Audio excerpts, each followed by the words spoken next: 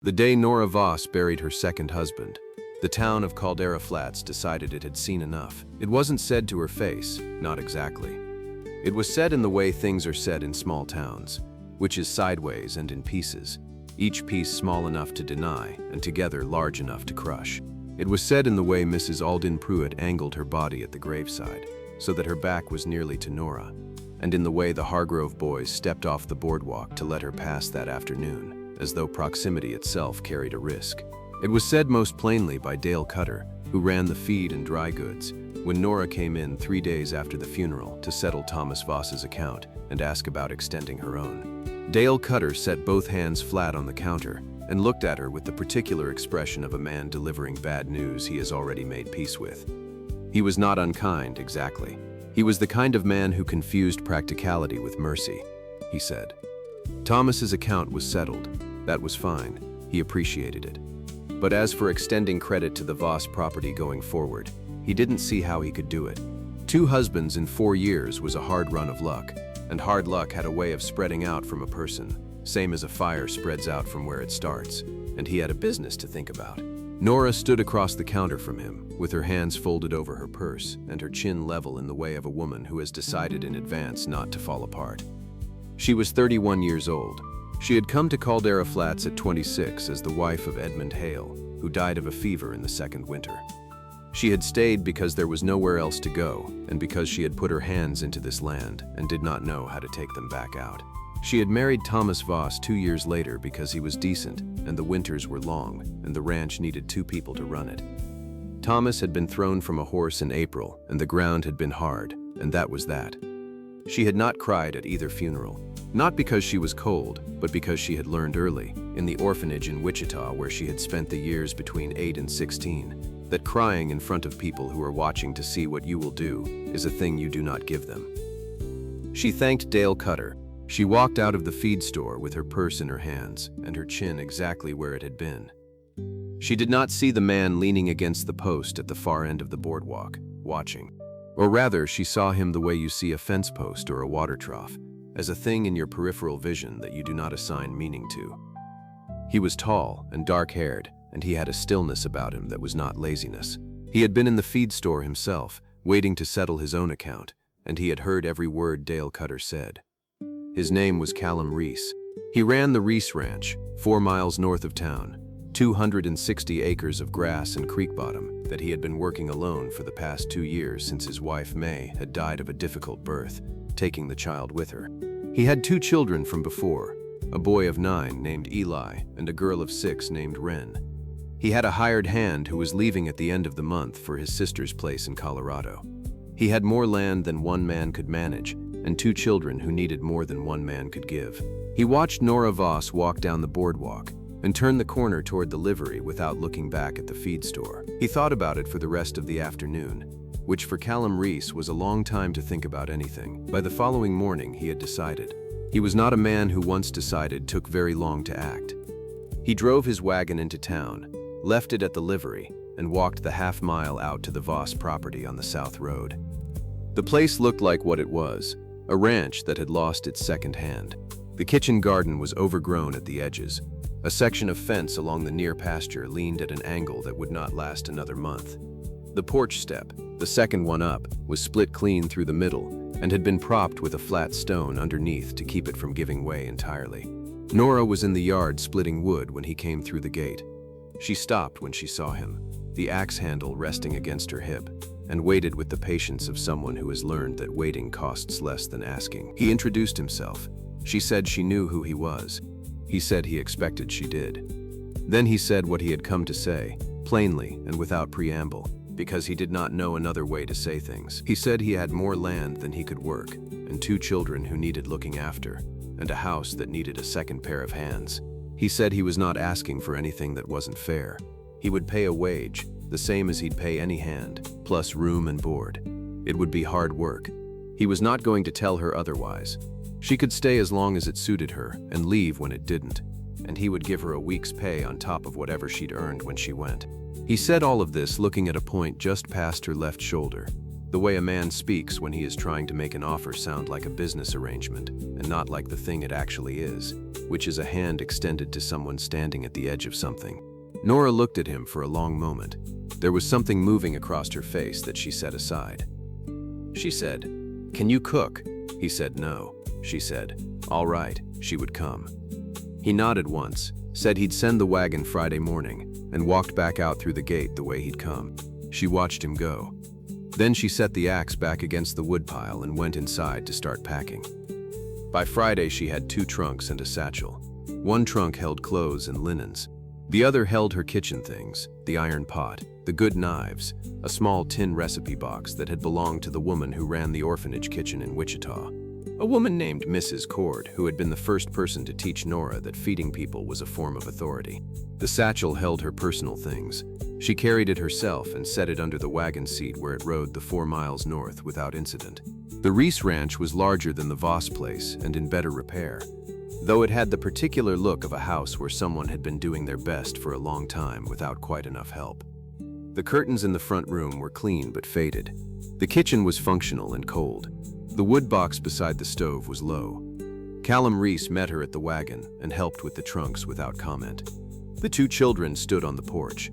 The boy, Eli, had his arms crossed and his father's stillness, watching her with an assessment that was too old for 9. The girl, Wren, had dark eyes and a gap where her front tooth had been, and she watched Nora the way small children watch things they have already decided they want. Nora looked at both of them and said hello. Eli said hello back with the flatness of a word that means nothing yet. Wren said nothing but took 1 step down from the porch, which was a thing Nora noted and did not comment on. The room she was given was small and clean, at the back of the house, with a window that faced east. There was a bed and a chest of drawers and a hook on the wall. She unpacked what she needed and left the rest in the trunk. She put the tin recipe box on top of the chest of drawers where she could see it. Mover and Donshun. She started supper that evening. She found what was in the larder and made do with it, the way she had always made do. By the time Callum came in from the evening chores, and Eli came in behind him with mud on his boots, and Wren came in from wherever Wren had been, which turned out to be the barn, there was a pot of stew on the stove, and cornbread in the pan, and the kitchen was warm. They sat down. Nobody said anything about the food.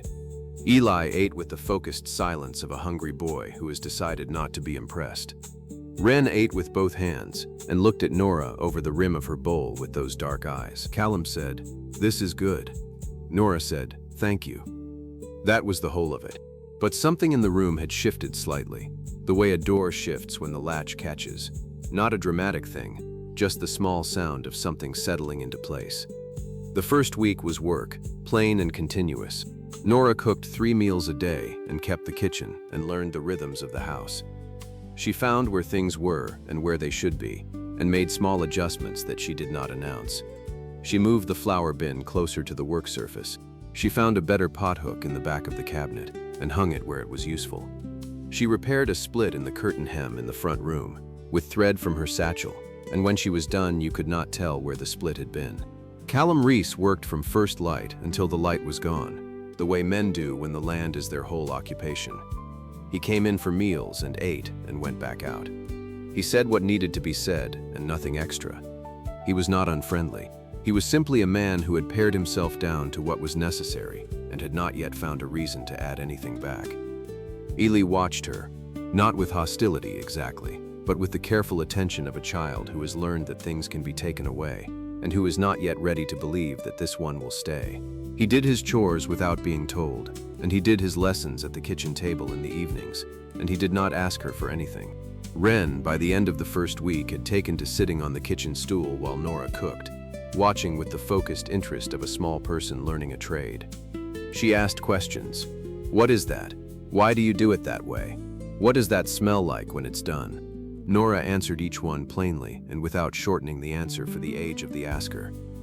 On the 8th day, Wren handed Nora a wooden spoon without being asked, at exactly the moment Nora needed it. Nora looked at her and said, "Thank you." Wren said, "You're welcome," with the gravity of someone completing a transaction of importance. The leaning fence section was repaired at the end of the 2nd week. Nora had not mentioned it. She had simply noticed that Callum walked the south pasture fence every 3rd morning, and on the morning after he walked it, the posts were set straight and the wire was tight. She said nothing about it. He said nothing about it. The fence stood straight, and that was the end of it. There was a loose board on the porch step, the second one up. The same split-through board that Nora had noticed was propped with a flat stone on the Voss place. She had not mentioned this one either. It was simply there, and she stepped around it the way you step around a thing that is not your place to fix. One morning in the third week, she came out to sweep the porch at first light, and the step was whole. New board, set flush, the nails sunk clean. She stood on it, and it did not move. Nothing was said about the step. She said nothing about it either. She went back inside and started the coffee. Word travels in a small town the way weather does, low and fast and ahead of itself. By the end of the first month, Caldera Flats knew that Nora Voss, the twice-widowed woman Dale Cutter had called a fire waiting to spread, was keeping house for the Reese Ranch. Opinions about this were varied and loud. Mrs. Alden Pruitt, who had angled her back at the graveside, said it was a shame, a man like Callum Reese taking in a woman like that, and she said it with the particular concern of someone who has prepared her concern at home and brought it into public already formed. She said it at the dry goods counter, and at the post office, and at the church steps on Sunday. And each time she said it, she added a small additional detail, the way a person adds wood to a fire they want to keep burning. There was also a man named Gerald Finch, who had, in the weeks after Thomas Voss's death, made an offer on the Voss property, at a price that was not an offer so much as an insult with paperwork attached. Nora had declined without explanation. Gerald Finch had not liked being declined, and he had not liked it more quietly since Nora had moved to the Reese Ranch, which sat on the creek bottom that Finch had wanted for 10 years and had never been able to get because Callum Reese was not a man who sold things he had built.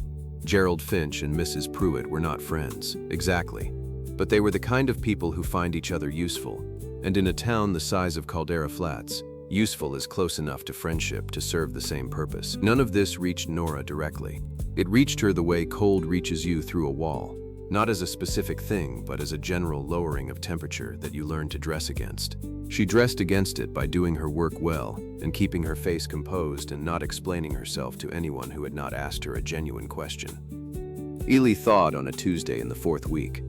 It was not a dramatic thawing. It was the kind that happens in increments, like ground in early spring, one small yielding at a time.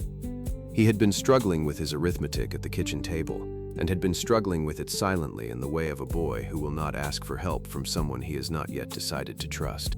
Nora had watched this from the stove for 2 evenings, and on the third evening she set down what she was doing, and sat across from him and looked at the figures on his page.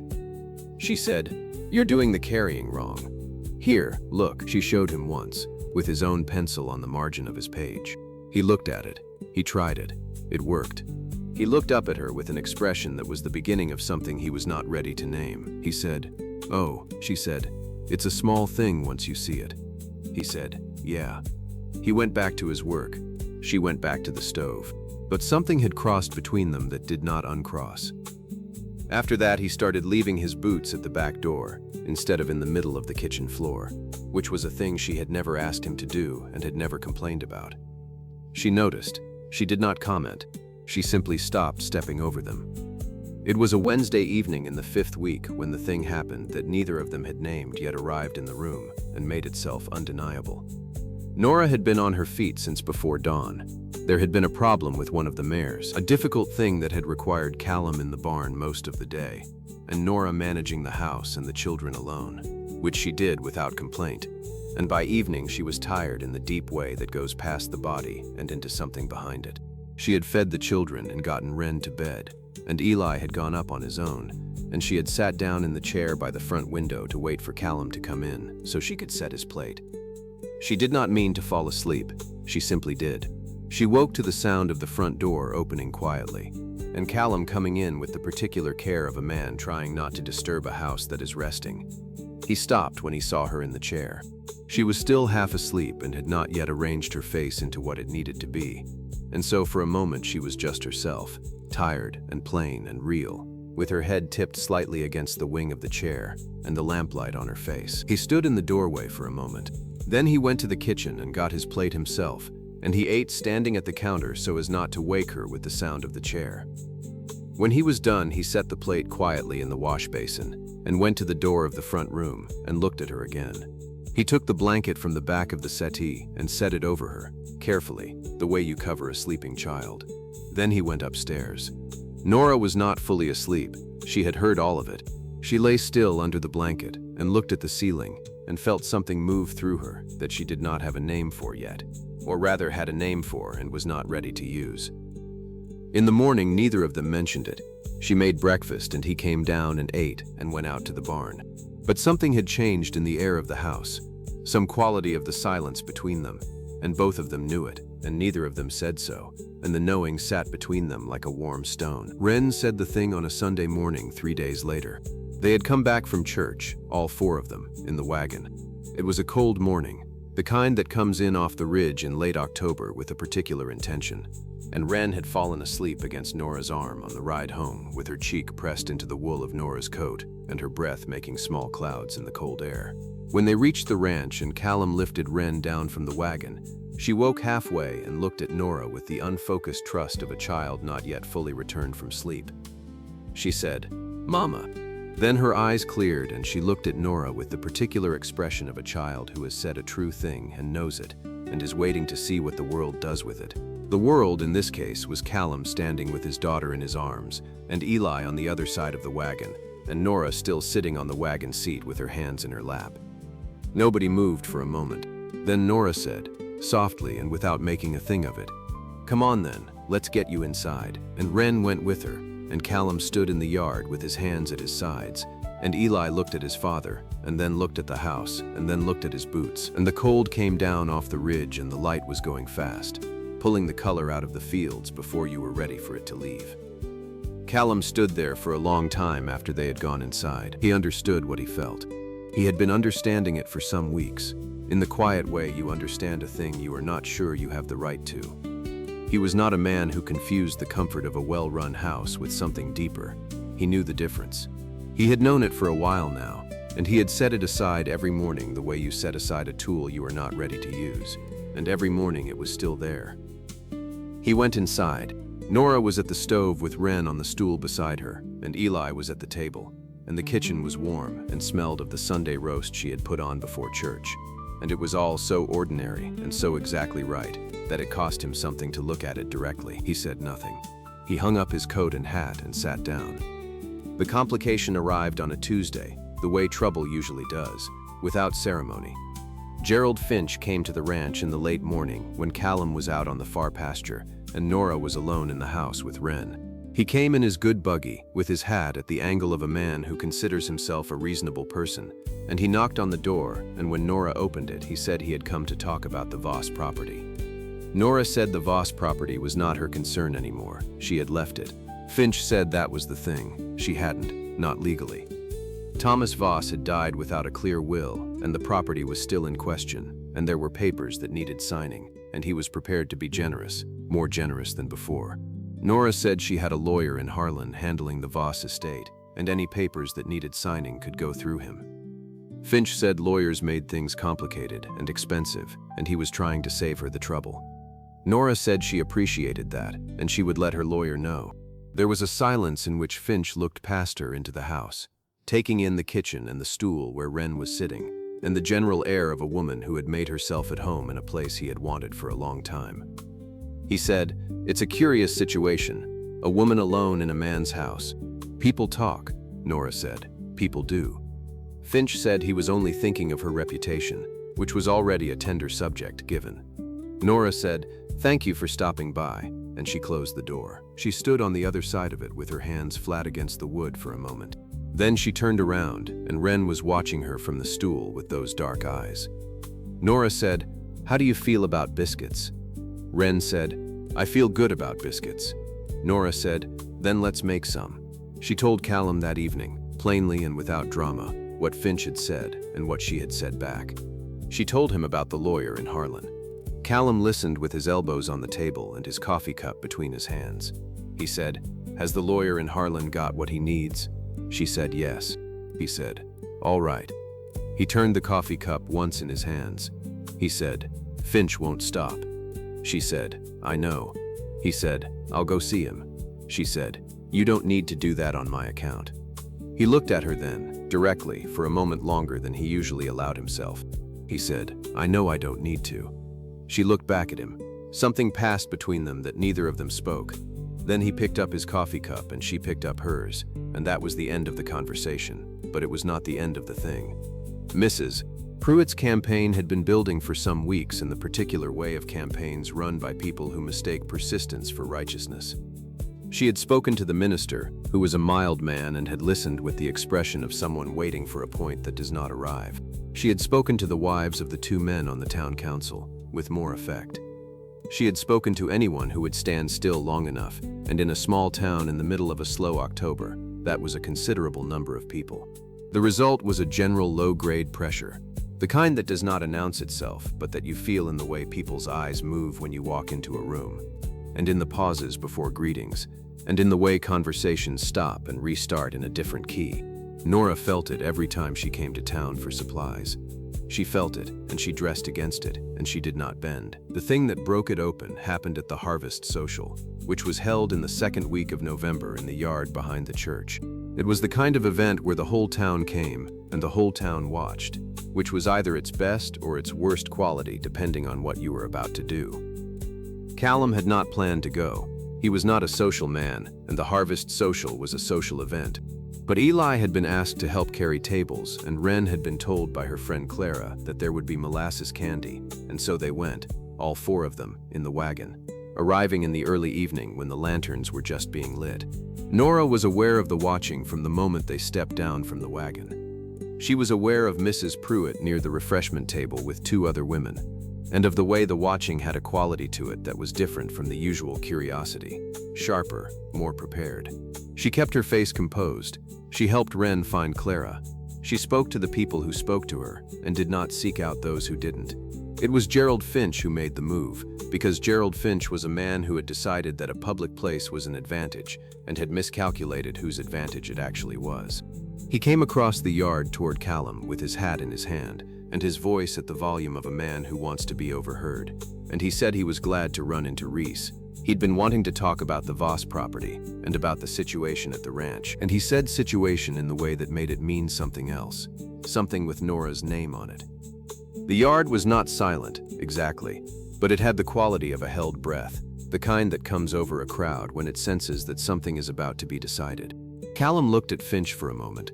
Then he said, in the same plain voice he used for everything, that the Voss estate was in the hands of a lawyer in Harlan, and any questions about it should go there. He said the situation at the ranch was that he had a housekeeper and cook, who was the best hand he'd had in 10 years, and if anyone had a different opinion of that arrangement, they were welcome to keep it.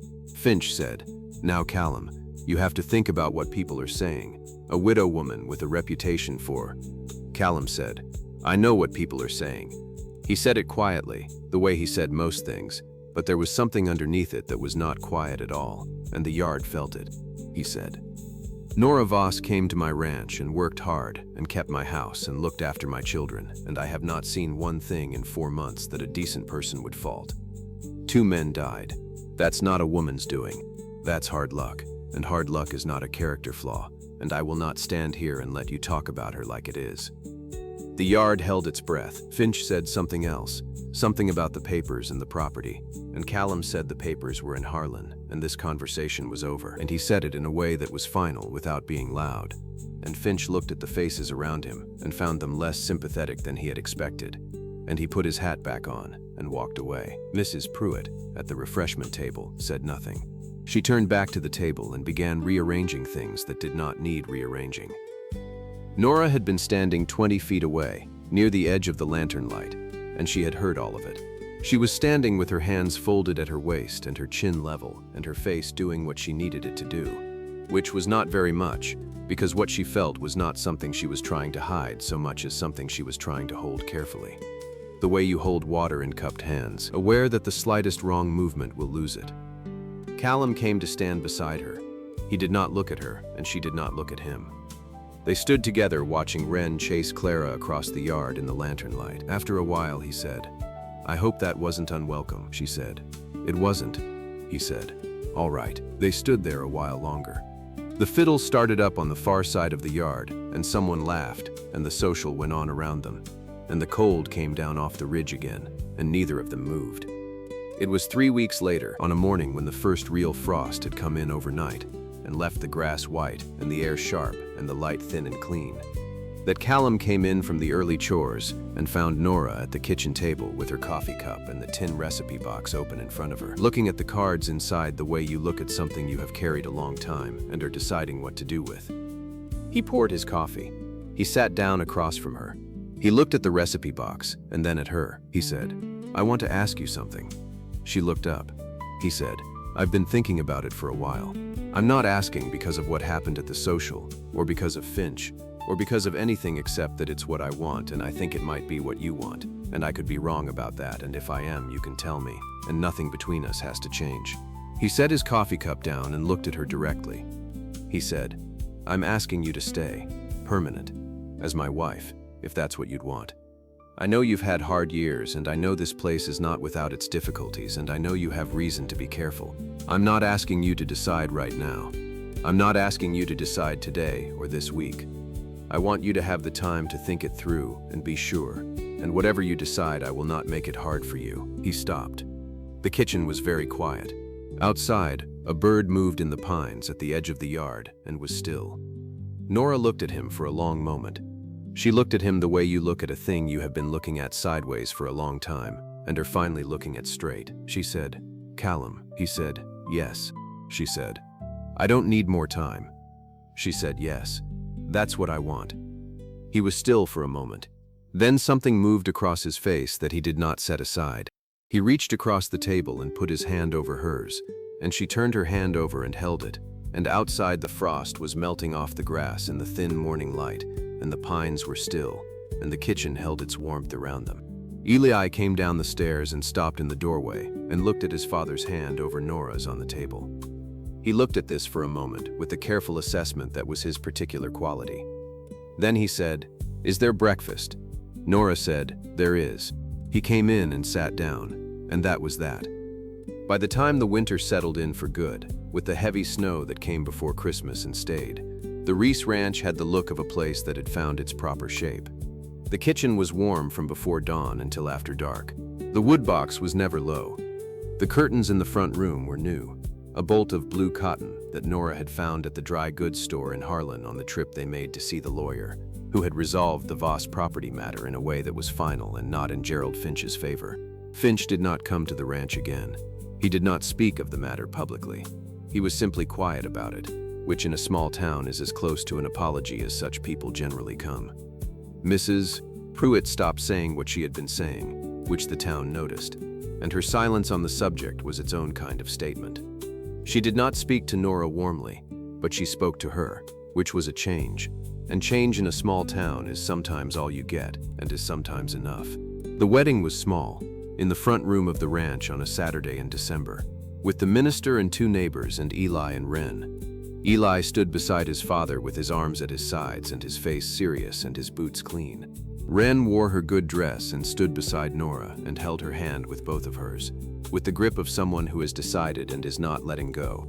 The tin recipe box sat on the kitchen shelf, where Nora had moved it the week before, because the chest of drawers in the back room was no longer her room, and the kitchen was where it belonged anyway, where Mrs. Cord had always kept hers in Wichita, on a shelf above the stove where the warmth of cooking kept the cards from curling at the edges. On the first morning of the new year, Nora stood at the kitchen window with her coffee and looked out at the snow on the fields and the pines at the edge of the yard, and the smoke going straight up from the bunkhouse chimney into the cold, still air. Callum came up behind her and stood beside her, and they looked at it together without speaking, because there was nothing that needed saying, and they both knew it. Wren came downstairs in her nightgown and pushed between them and looked out the window at the snow. She said, "Can we go out?" Nora said, "After breakfast." Wren said, "Promise." Nora said, "Promise." Wren went to the stove to watch the oatmeal, which she took seriously, and Callum's hand found Nora's at her side and held it, and the cabin held its warmth, not waiting for anyone, not anymore. The porch step, the second one up, was solid underfoot. It had been since October. Nora had stopped noticing it the way you stop noticing a thing that has always been right, which is the best thing a repaired thing can become. And that was the story of Nora Voss and Callum Reese, a woman who arrived in a new place with 2 trunks and a tin recipe box, and the particular composure of someone who has decided in advance not to fall apart, and who found in the end that she did not have to. Let me know in the comments if you enjoyed this one. Thank you.